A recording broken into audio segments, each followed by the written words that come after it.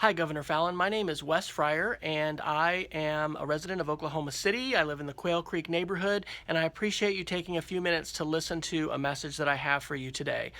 I know that we are approaching the end of our legislative session, and my core message to you is please work with our legislature to increase our tax base and adequately fund not only our schools but also our public services. It is not okay for us to be facing this budget shortfall and to leave the tax incentives and the loopholes that are in place right now that benefit many of our corporations as well as the wealthiest Oklahomans, and to just basically sit by and let these cuts go in. What's happening is the continuing destruction of public education in our state.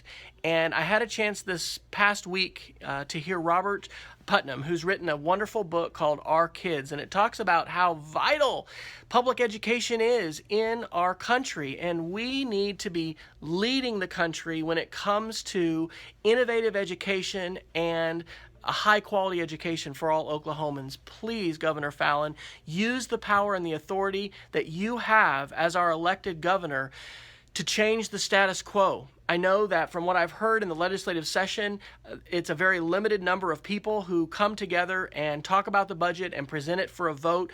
Please involve more of our elected representatives in these conversations. Please share with our state the idea that there are things worth paying taxes for. And when we cut our taxes so dramatically that we have schools in the horrible situation now, I mean, it is just not okay for there to be 40 kids in a class. It's not okay. We just had this article on KOFR today. It's not okay for kids at Douglas High School here in Oklahoma City who are juniors to have not had a certified science teacher since they were in the 7th grade.